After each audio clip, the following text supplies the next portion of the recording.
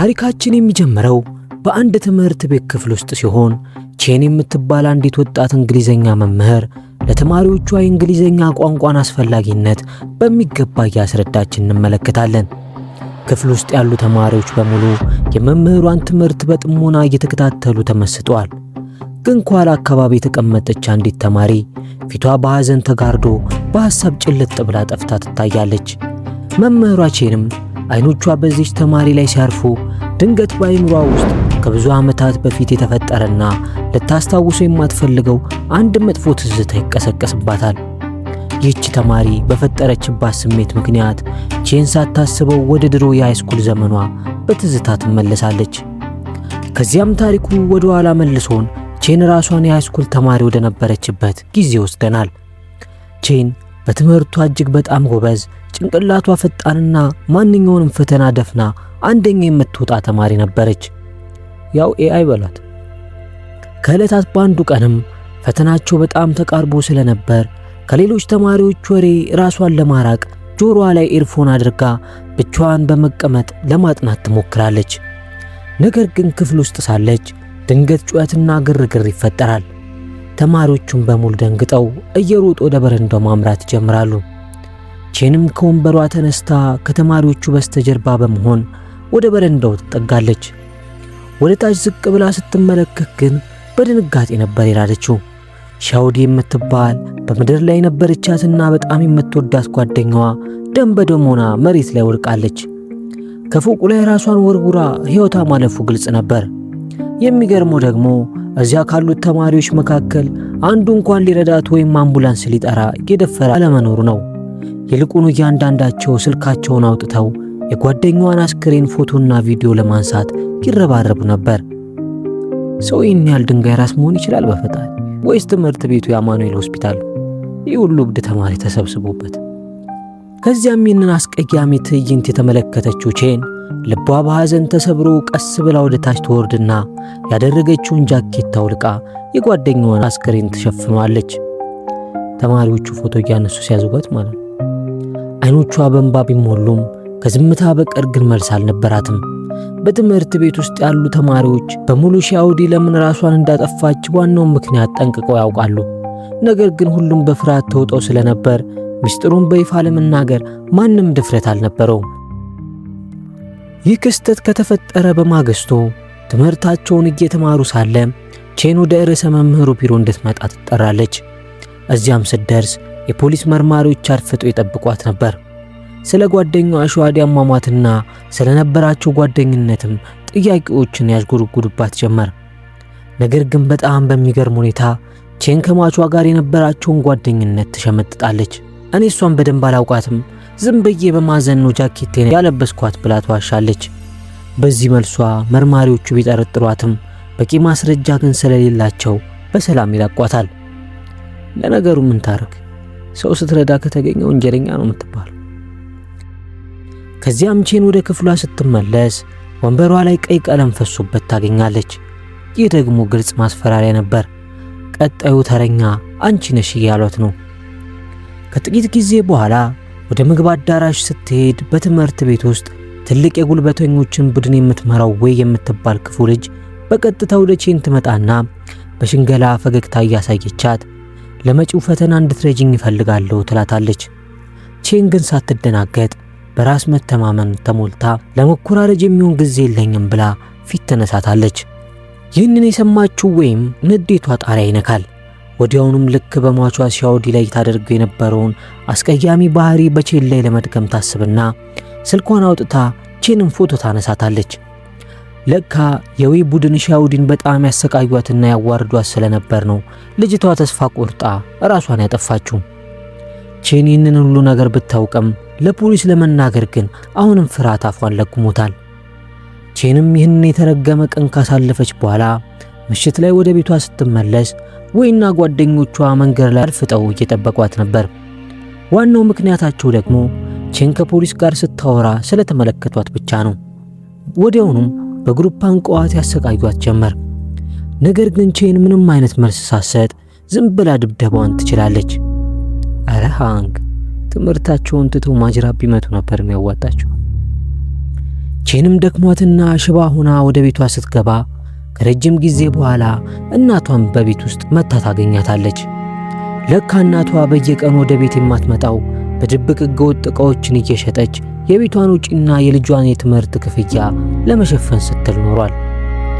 እናቷ የእሷ መጥፎ ሥራ በልጇ ላይ ተጽዕኖ እንዳያሳድር ስትል ሁልጊዜም ራሷን አርቃ ትኖር ነበር። እናም ከመተኛታቸው በፊት ፀጉሯን እየሰራቻት ልጄ በቅርብ ቀን አዲስ ቤት እንገዛና ሁለታችንም በሰላም መኖር እንጀምራለን ብላ ቃል ትገባላታለች። ነገር ግን በማግስቱ ጠዋት ቼን ከእንቅልፏ ስትነሳ እናቷ ሳትነግራት እንደለመደችው ጠፍታለች። ቼንም ልቧ በሐዘን ተሰብሮ ብቻዋን ወደ ትምህርት ቤት ትጓዛለች። በዕለቱ ማታም ከትምህርት ቤት ስትመለስ ቼን በመንገዷ መሃል የጎዳና ላይ ወሮበሎች አንድን ወጣት ልጅ ከበው ሲፈሰፍሱት ሲደበድቡት ታያለች። ቼን ይህንን የጉልበተኞች ጥቃት ለማስቆምም ቀጥታ ስልኳን አውጥታ ለፖሊስ ለመደወል ስትሞክር ከወንጀለኞቹ አንዱ ያያትና በፍጥነት መጥቶ አንጋርጓት በኪሷ ውስጥ የነበረውን ጥቂት ሳንቲም ይዘርፋታል። አረ እዚች ልጅ ስቃይ በዛ። ሕይወት ፊቷን ብቻ ሳትሆን ጀርባዋንም እያዞረችባት። ወሮበሎቹ ከበዋት በቼን እያሾፉና እያላገጡ ሳለ ይህንን ውርደት የተመለከተው ሻው የተባለው የተደበደበው ልጅ ከወደቀበት እንዳንበሳ ከመሬት ላይ ተስፈንጥሮ ይነሳና የወሮበሎቹ አለቃ ላይ ተከመሩ በቡጥ ያገላብጠው ጀመር። እነዚያ ያጠቁት ልጆች በሙሉም ሕይወታቸውን ለማዳን መግቢያ ሞጫተው እግሬ አውጪኝ ብለው ከዚያ ቦታ ይፈረጥጣሉ። ታዲያ እንደዚያ አፈር እስኪያበሉ ድረስ ለምን ጠበቃቸው አንበሳው? ሻውም ወሮበሎቹን አባሮ ከዚያ ቦታ ከመሄዱ በፊት ዞር ብሎ የቼንን አይኗን በትኩረት መመልከት ይጀምራል። በአይኖቹ ውስጥ ጥልቅ የሆነና ብዙ የማይነገሩ ስሜቶች ይነበባሉ። ነገር ግን አንዲትም ቃል ካፉ ሳይወጣ በዝምታ ነበር ሄደው። ግን በማግስቱ ጠዋት ሻው ራሱ ፈልጎ ወደ ቼን ይመጣና ትናንት በነበራት ደግነትና ድፍረት ከልቧ መስክኗት ለመሆኑ እነዚህ ያጠቁሽ ልጆች ስንት ብር ነው የቀሙሽ ብሎ ይጠይቃታል። እሷም 200 ብር ብቻ እንደነበር ትነግረዋለች። ሻውም ሊመልስላት ቢያስብም ግን በኪሱ ውስጥ ያን ያህል ገንዘብ ስላልነበረው በገንዘቡ ፈንታ የተሰበረው ስልኳን በነፃ ለማሳደስና ለማስተካከል ሐሳብ ያቀርብላታል። ከዚያም ስልኳን ወደሚያሳድሱበት ሱቅ ሄደው ስልኳ ከተሰራላት በኋላ አስከትሎ እንግዲህ ስልክሽን አሳድሼልሻለሁ፣ ግን ዋጋው የተሰረቀብሽን ብር ስለማይተካ በገንዘቡ ፈንታ ከዛሬ ጀምሮ ያንቺ ግል ጠባቂ ቦዲጋርድ ልሆንሽ ይላታል። ቼንም በፈገግታና ባሽሙር መልክ ትናንት ራስን እንኳን ማስከበር ያቃታ ሰውዬ ዛሬ ለኔ ጠባቂ ልትሆነኝ ነው ብላ ልኩን ነግረው ትሄዳለች። አረ ሌላው ቢቀር ሻይ ቡና እንኳን በይ፣ ለነገሩ እሱም ቢሆን ተወዷል። ሻውም ግን እንደዛ ብትለውም ከዚያ ቀን ጀምሮ ቼን በሄደችበት ቦታ ሁሉ በድብቅ እየተከታተለ ሊጠብቃት ይወስናል። ከዚያም ቼን ወደ ቤቷ ስትመለስ የባሰ ጉድ ነበር የጠበቃት። በቤቷ መተላለፊያ ግድግዳዎች ላይ በሙሉ የእናቷ ስምና ፎቶ በትላልቅ ወረቀቶች ተለጥፈዋል። ወረቀቶቹ ላይም እናቷ ባለዕዳና ካገኘችው ነገር ሁሉ የምትበደር በመሆኗ ዕዳዋን ሳትከፍል እንደጠፋች የሚገልጹ ጽሑፎች ነበሩ የተለጠፉት። ቼንም ይህንን ስታይ በንዴት ደሞ ይፈላና አንድ በአንድ ወረቀቶቹን በሙሉ ከግድግዳው ላይ ቀዳዳ ጥላ ወደ ቤቷ ትገባለች። ነገር ግን የልጅቷ መከራ በዚህ ብቻ አላበቃም። በቀጣዩ ቀን ትምህርት ቤቷ ስትደርስ እነዚያ በግድግዳ ላይ የተለጠፉት ወረቀቶች ፎቶ ተነስተው በክፍሏ ተማሪዎች ስልኮች ላይ በግሩፕ እየተዘዋወሩ እንደሆነ ትመለከታለች። በሄደችበት ቦታ ሁሉ ተማሪዎቹ በሷ ላይ እየሳቁባትና ጣታቸውን እየቀሰሩባት ስለነበር ይህንን ውርደት መቋቋም ሲያቅታት ክፍሏን ለቃ በእንባ እየታጠበች ወደ ቤቷ ትጓዛለች። በመንገዷ መሃል ላይ ሳታስበው በድጋሚ ከሻው ጋር ትገናኛለች። በዚህ ጊዜ ግን ሁለቱም መተፋፈሩንና መልክ መስራቱን ትተው በግልጽ ማውራት ይጀምራሉ። ቼንም የደረሰባትን መከራና የልቧን ስብራት በሙሉ ትነግሯለች። ሻውም ልቧ እንዳይሰበር አጽናንቷት በሞተር ሳይክሉ ይዞ ወደ ቤቱ መክነፍ ይጀምራል። ተው እንጂ አንበሳው፣ በማጽናናት ሙርጀንጅነ ባንዲ ወደ ቤት ቢያንስ እንኳን ሽማግሌ ይላል። ከዚያም ወደ መኖሪያው ይደርሳሉ። የመኖሪያው ቦታ ግን መደበኛ ቤት ሳይሆን በአንድ ትልቅ መተላለፊያ ድልድይ ስር የተሰራ አሮጌ ክፍል ነበር። ጥቂት የቤት ዕቃዎችም በየቦታው ተበታትነው ይታያሉ። ሻውም የምትበላውን ኑድልስ አቅርቦላት አብረው እየበሉ ለረጅም ሰዓት በሰፊው መጫወት ይጀምራሉ። በዚህ ግርግር መሃል ግን ቼን ለመጀመሪያ ጊዜ ሰላም አግኝታ ፈገግ ስትል እናያታለን። ሆኖም በንግግራቸው መሃል ሻው በድንገት ለመሆኑ ትወጂኛለሽ የሚል ያልተጠበቀ ሰበር ጥያቄ ይሰነዝራል። ቼንም ብዙ ሳታስብበት አንተ እኮ ምንም የሚወደድ ነገር የለም ብላ ቀጥተኛ መልስ ትሰጠዋለች። ኧረ ተይ ቼን፣ ቢያንስ እኮ መኪና ባይኖሩ ሞተር አለው። ግን ይህን ንግግሯን የሻውን ልብ እንደ ጦር ይወጓል። በንዴት ቱግ ብሎ ትከሻዋን ይዛትና ከግድግዳው ላይ ለጥፎ እኔ ነኝ ከዚህ በላይ የሚቀየር ነገር የለኝም እያለ በቁጣ ይጮህበታል። ቼንም በሁኔታው በጣም ደንግጣ እያለቀሰች ያንን ቤት ያንን ድልድይ ስር ትታ ትወጣለች። በማግስቱ ቼን እንደተለመደው ወደ ትምህርቷ ትሄድና በስፖርት ሰዓት ላይ ተማሪዎች በሙሉ ወደ ሜዳ ወጥተው ሲጫወቱ ቼንን ግን ማንም ሰው በቡድን ውስጥ ሊያካትታት ባለመፈለግ ሲያገሏት እንመለከታለን። በዚህ መሃል ወይ የተባለችው ክፉ ልጅና ጓደኞቿ ይህንን አጋጣሚ በመጠቀም ማንም የሚፈልጋት የለም በማለት በእሷ ላይ ማሾፍ ይጀምራሉ። በዚህ ብቻ ሳያበቁ በመጨረሻም ከደረጃ ላይ ሆን ብለው ገፍትረው ይጥሏታል። እንደ ዕድል ሆኖ ግን ከባድ ጉዳት ባይደርስባትም በተማሪዎቹ ፊት ያጋጠማት ውርደት ግን በጣም ልብ ሰባሪ ነበር። አሁን ግን የቼን ትዕግስት ተሟጦ ስላለቀ ሁሉንም ነገር በአካባቢያቸው ላለ ዜንጊ ለሚባል የፖሊስ መኮንን በግልጽ ለመናገር ተወስናለች። ወይ እኔማ ተወግራቸዋለች ብዬ ነበር። ከዚያም ወደ ፖሊስ ጣቢያው ሄዳ እውነቱን በሙሉ ተናግራ በተጨማሪም የዛች የሟች ጓደኛዋን ሞት መንስኤ በትክክል እነዚያ ልጆች መሆናቸውን ታጋልጣለች። በክሱ መሰረትም ኦፊሰር ዜንጊን እነዚያ ጉልበተኛ ልጆች ለጥያቄ ወደ ጣቢያ ያስጠራቸዋል። ሆኖም ግን ልጆቹ በጣም ብልጣብልጥ ስለነበሩ በደረሰው ነገር ሁሉ ምንም ነገር እንደማያውቁ በመሆንና ብዙ ምክንያቶችን በመደርደር ራሳቸውን ነፃ ያደርጋሉ። ፖሊሶቹም ቢሆኑ ጠንካራ ማስረጃ ስላላገኙ ልጆቹን ለመልቀቅ ቢገደዱም ትምህርት ቤቱ ግን ለ1 ዓመት ሙሉ ልጆችን ከትምህርት ቤት እንዲታገዱ ያደርጋቸዋል። በማግስቱ ፖሊሱ ዜንጊ ቼንን በመኪናው ውስጥ አሳፍሯት እየሸኛት ሳለ በመንገድ ላይ ይቅርታ አድርጊልኝ፣ እነዚያ ጉልበተኛን ልጆች ልቀጣቸውና ለጓደኛሽ ነፍስ ፍትህ ላገኝላት አልቻልኩም እያለ ይቅርታ ይጠይቃታል። በድምፅ ውስጥ ግን ታላቅ የጥፋተኝነት ስሜት ይነበባል። ነገር ግን ቼን ቀድሞውኑ በፍርሃት ትወጣ ነበር። ምክንያቱም እነዚህ ክፉ ልጆች ከትምህርት ቤት በመታገዳቸው ምክንያት በእሷ ላይ የበቀል እርምጃ መውሰዳቸው የማይቀር መሆኑን በሚገባ ታውቃለች። ማታ ላይም ወደ ቤቷ ስትመለስ ያሰበችው ፍርሃት እውነት ሆኖ ታገኘዋለች። ወይኔ አሁንም ሊያብላላት ነው መሰለኝ። እነዚያም ክፉ ልጆች በሙሉ በቤቷ በር ላይ አድፍጠው ተቀምጠው እየጠበቋት ነበር። በእጃቸው ላይም ብዙ አይጦች ከነነፍሳቸው የተሞሉበት ሳጥን ይዘዋል። ዓላማቸው እነዚህን አይጦች በቼን ላይ በመልቀቅ ማሰቃየት ነበር። ቼን ግን ፈጣሪ ረድቷት ገና ከሩቅ ስላየቻቸው ወዲያውኑ መንገድ ቀይራ በፍጥነት ከአንድ የቆሻሻ ጀርባ ገንዳ ስር ትደበቃለች። ልጆቹን ፈልገው ሲያጧት ተስፋ ቆርጦ ከዚያ ቦታ ሲሄዱ ቼንም ከተደበቀችበት ወጥታ መንገዷ ላይ ማዝገም ትጀምራለች። እነዚህ ልጆች ግን ተንኮል ከየት ነው የሚመጣላቸው? ከዚያም በቀጥታ ብቸኛ መጠጊያዋ ወደ ሆነው ጓደኛዋ ሻው ጋር ለማምራት ትገደዳለች። እሱ ጋር ስትደርስ ቼን ምንም ነገር ሳትደብቅ የደረሰባትን መከራና ስቃይ በሙሉ ትዘረዝርና በመጨረሻም አይኑን እያየች እባክህ ጥበቃ ያስፈልገኛል፣ እኔ ብቸኛ ነኝ፣ ምንም እንኳን በምላሹ ለአንተ የምሰጥ ነገር ባይኖርም አንተ ግን ጠብቀኝ ብላ በአሳዛኝ ሁኔታ ትጠይቋለች። ሻውም ለአንድ አፍታ እንኳን ሳያመነታ እሺ ብሎ ቃል ይገባላታል። ከዚያን ጊዜ ጀምሮ ሻው በየቀኑ ጧት ቼንን ትምህርት ቤት ሊያደርሳት ማታ ደግሞ ሊቀበላት መጠባበቅ ይጀምራል። ይህ ልጅ ግን ድንጋይ የሚያቀልጥፈውን ቃን ያዙ።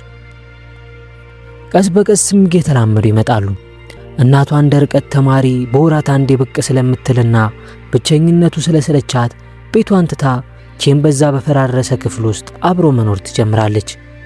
እነዚህ ሁለት ምስኪኖች በዛች ጠባብ ጣሪያ ስር የሰላም ኑሮን መኖር ይጀምራሉ። ነገር ግን ሻው በጉልበተኝነትና በጸብ ዓለም ውስጥ ያለ ልጅ በመሆኑ ሁሌም ማታ ማታ ፊቱ በደም ተለውሶና ተደብድቦ ነበር ወደ ቤት የሚመለሰው። ከዕለታት በአንዱ ቀንም እንደለመደው ተደብድቦ ሲመለስ ቼንም በሶፍትና በውሃ ቁስሉን እያበሰችለት እንዴት ብቸኛ እንደሆነ ትጠይቋለች። ሻውም ለመጀመሪያ ጊዜ ለማንም ነግሮት የማያውቀውን ታሪክ ያጫውታት ይጀምራል። ገና የ13 ዓመት ታዳጊ ልጅ እያለ አባቱ ጥሎት እንደሄደና እናቱም ሌላ ወንድ አግብታ አዲስ ሕይወት ለመጀመር ስትል ብቻውን ጥለው እንደሄደች በሐዘን ይነግራታል። ከዚያ ቀን ጀምሮ እስከ ዛሬ ድረስ አንድም ሰው መጥቶ ቆይ ምን ሆነህ ነው ብሎ ጠይቆት እንደማያውቅ፣ እሷ ግን የጠየቀችው የመጀመሪያዋ መሆኗን በስሜት ተውጦ ይነግራታል። በተጨማሪም ለመኖር ሲል በአካባቢው ካሉ የወንበዴዎች ቡድን ጋር አብሮ እንደሚሰራ ይገልጽላታል። ማዘሩ ግን የተመታች ነች፣ ወልዳ ሸመጠጠችው ማለት ነው። ከዚያች ምሽት በኋላ ሕይወታቸው ሙሉ በሙሉ ይቀየራል። በትንሽ በትልቁ እየተሳሳቁ አብረውን ምግብ እየሰሩ እስከ ሌሊቱ አጋማሽ ድረስ በጨዋታ ያሳልፋሉ። በዚህ መሃል ግን የሾው የቡድን አለቃ ከሌሎች ቡድኖች ጋር ለሚኖር ጸብ ሲጠራው ቼን እባክህን እንዳትሄድ ብላ በጽኑ ትለምነዋለች። የሚገርመው ነገር ግን ሻው የቼንን ቃል አክብሮ እቤቱ ለመቅረት ይወስናል። ሆኖም ግን የሰላም ቀናቸው ብዙም ሊዘልቅ አልቻለም። አንድ ቀን ድንገት ፖሊሶች የሻውን በሩን ሰብረው ይገቡና በቁጥጥር ስር ያውሉታል። በከተማው ውስጥ ትልቅ ዝርፊያ ተፈጽሞ ስለነበር ሻውና ጓደኞቹ በዋነኛ ተጠርጣሪነት ያለምንም ቅድመ ሁኔታ ታፍሰው ወደ ወህኒ ይወሰዳሉ። ትክክለኛው ሌባ እስካልተያዘ ድረስም ከእስር ቤት እንደማይወጡ ይነገራቸዋል። ምስኪኗ ቼን ግን ይህንን ጉድ በጭራሽ አታውቅም ነበር። ትምህርት ቤቱና ሰዓቱ ቶሎ አልፎ ወደ ቤቱ የምትመለስበትን ጊዜ ነበር በጉጉት የምትጠብቀው። ማታ ላይ ልክ እንደ ሁልጊዜው ሻውን እንዲቀበላት ልደውልለት ስትል ስልኩ ይጠራል እንጂ የሚመልስላት አልነበረም። በመጨረሻም ተስፋ ቆርጣ ብቻዋን ወደ ቤቷ ለመመለስ ትገደዳለች። በዚህ መሃል ያቺ ጠላቷ ወይና ጓደኞቿ የሻውን አለመኖር አይተው ብቻዋን በመንገድ ላይ ሲያገኟት ይህንን ምቹ አጋጣሚን በመጠቀም ከቦ ይረባረቡባታል። ያለምንም ምህረትም ክፉኛ እየደበደቧት የሐዘን ፋላ ጸጉሯን ይቆርጡባትና የሁሉ ስቃይ አልበቃ ብሏቸው ወደፊት ለማስፈራራት እንዲረዳቸው በስልካቸው ቪዲዮ መቅረጽ ይጀምራሉ።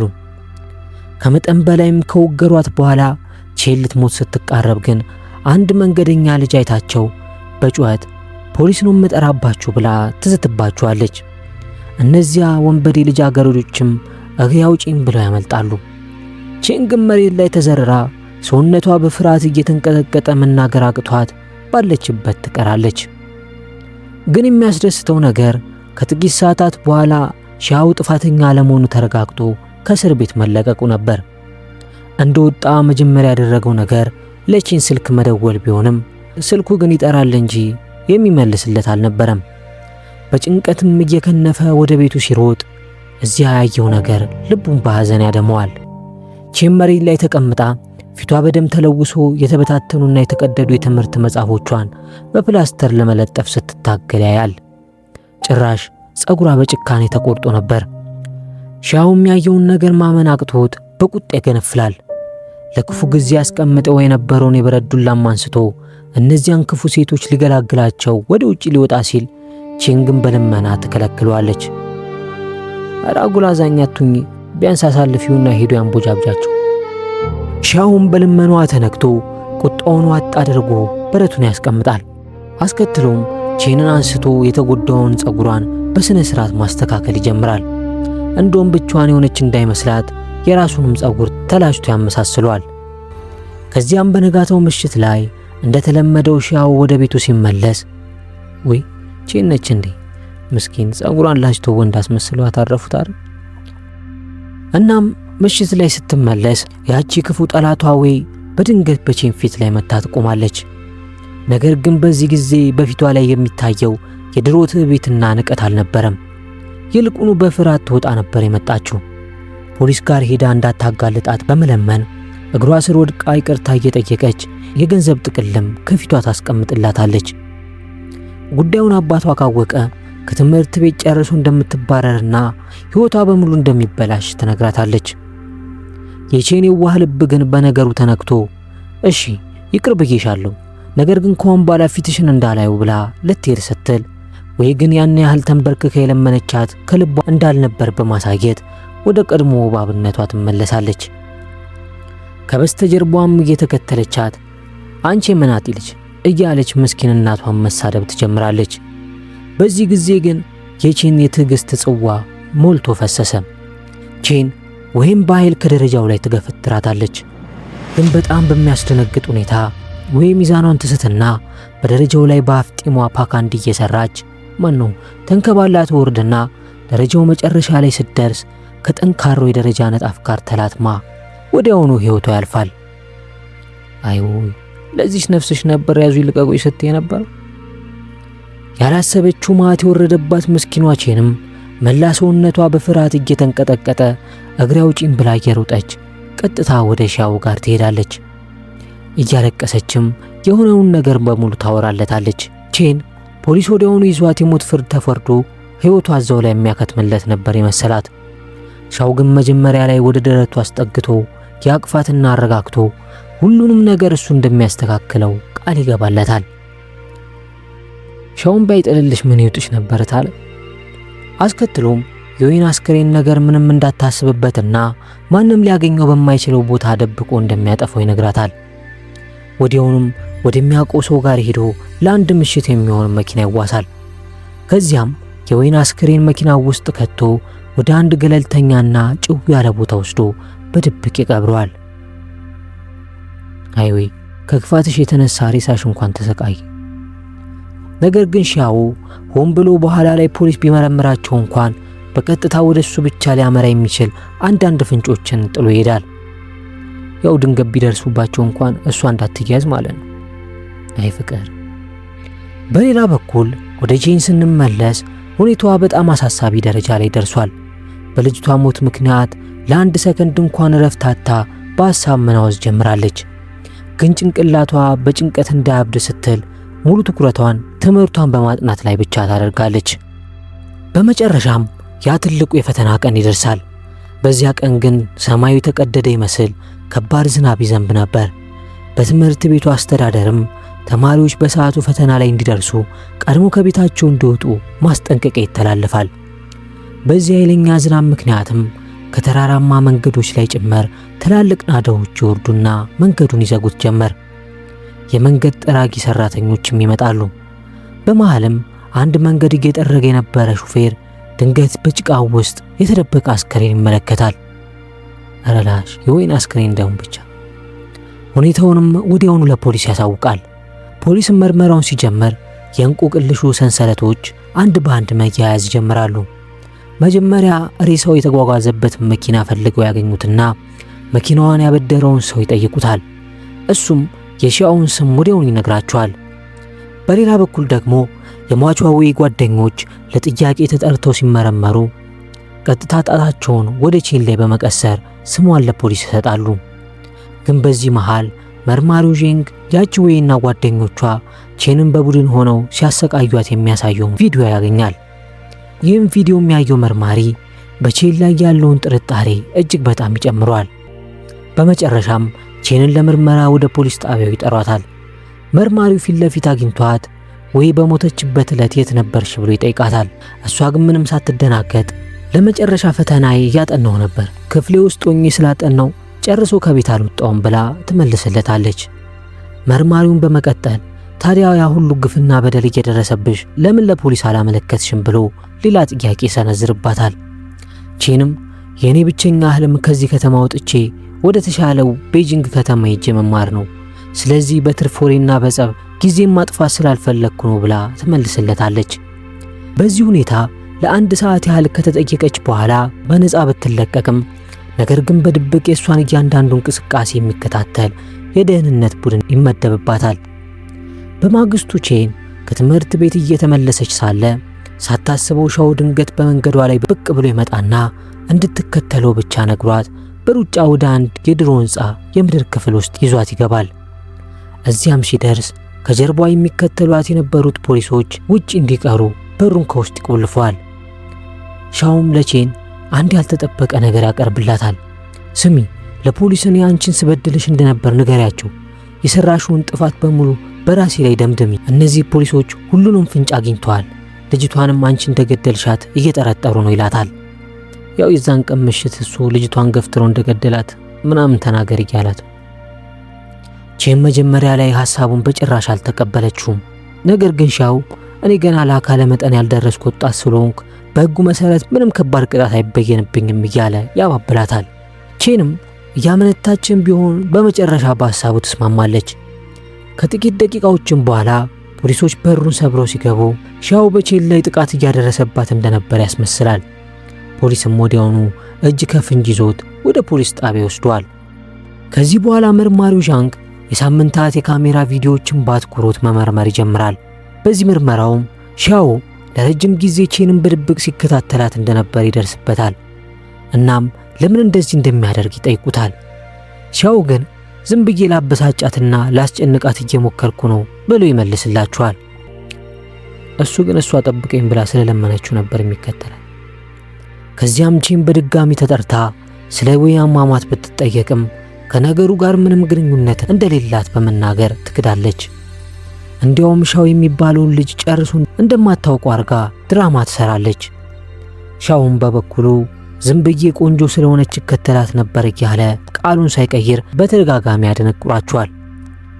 በዚህም የሁለቱ ቃላት በትክክል ስለተገጣጠመ ፖሊሶቹ በቼን ላይ ምንም አይነት ጠንካራ ማስረጃ ስላላገኙ በነፃ ይለቋታል።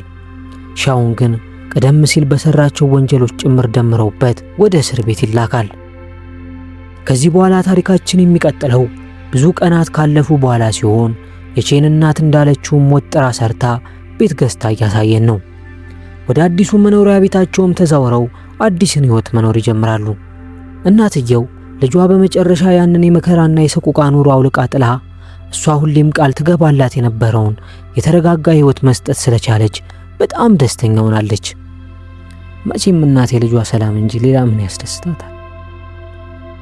ነገር ግን የእናቷ ደስታና አዲስ ቤት መግባታቸው የቼንን ልብ ሊያረጋጋው አልቻለም። ምክንያቱም የቼን ልብ ከዚያ ከምስኪኑ ሻው ጋር ተንጠልጥሎ ቀርቷል። ቼን መጽሐፍ በከፈተች ቁጥር የሻው ፊት ድቅን ይልባታል። እያንዳንዱ ትንሽ ነገር ሁሉ የሱን ትዝታ እየቀሰቀሰ ያሰቃያት ጀመር። ነገር ግን አንድ ደስ የሚል ነገር ቢኖር ቼን የፈተና ውጤቷ እጅግ በጣም ምርጥ ሆኖ አንደኛ መውጣቷ ነበር። በዚያው ቀን ግን ሳይታሰብ የመርማሪ ፖሊስ ጄንግ በድንገት ወደ አዲሱ መኖሪያ ቤታቸው ብቅ ይላል። መጀመሪያ ላይ ቻውን ከክፍሉ አንደኛ በመውጣቷ እንኳን ደስ አለሽ ይላትና አስከትሎ ግን ልቧን የሚሰብር መርዶ ነበር ያረዳት። ገና ለገና ይፈታልኛል ብላ ያሰበችው ፍቅረኛዋ ሻው ቀደም ሲል በሰራቸው ከባድ ወንጀሎች ምክንያት የሞት ፍርድ እንደተፈረደበት ይነግራታል።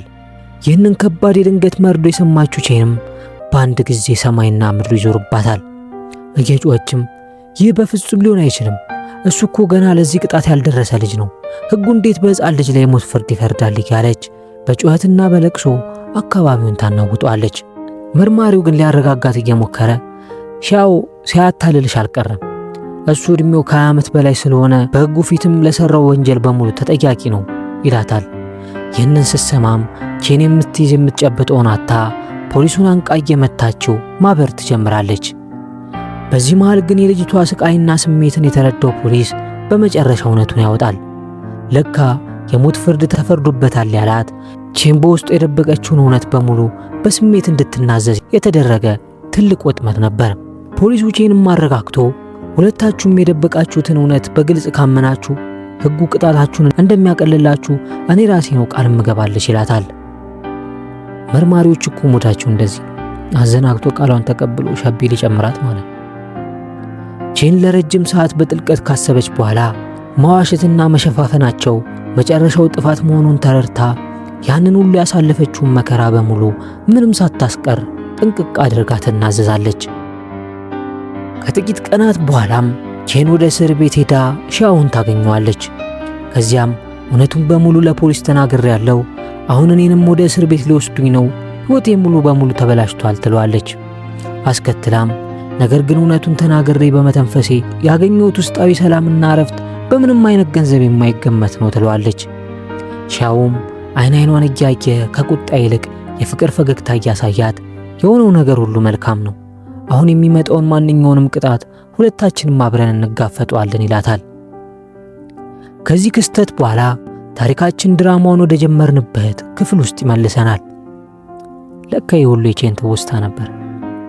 ቼን አሁን ላይ እስራቷን ጨርሳ አዲስ ሕይወት መኖር ጀምራለች። መምህር ሆና ሕፃናትን የእንግሊዝኛ ትምህርት ስታስተምር እንመለከታለን። በዚህ መሃል በክፍሏ ውስጥ አንድ ጥግ ላይ ብቻዋን ተቀምጣ በፍርሃት የምትሰቃየውን ምስኪን ተማሪ ስታያት የራሷ የድሮ የልጅነት ሰቆቃ ጊዜ ትዝ ይላታል። ከዚህም በኋላ ያቺን ተማሪ ብቻዋን እንዳትሆን ብላ እስከ ቤቷ ድረስ ሲሸኛት እንመለከታለን። የሚያስገርመው ደግሞ ሻውን ከጀርባዋ ጠባቂ ሆኖ ልክ የዛሬ 10 ዓመት ያደርገው እንደነበረው ሁሉ ሻውን በድብቅ ይከተላታል። ያው ሁለቱም ቅጣታቸውን ጨርሰው በደስታ ትዳር መስርተው እየኖሩ ነው ማለት ነው። እናም ታሪካችን ሻው ከኋላቸው ሆኖ እየተከተለ ጉዟቸውን ሲያጅበው እያሳየን ይጠናቀቃል።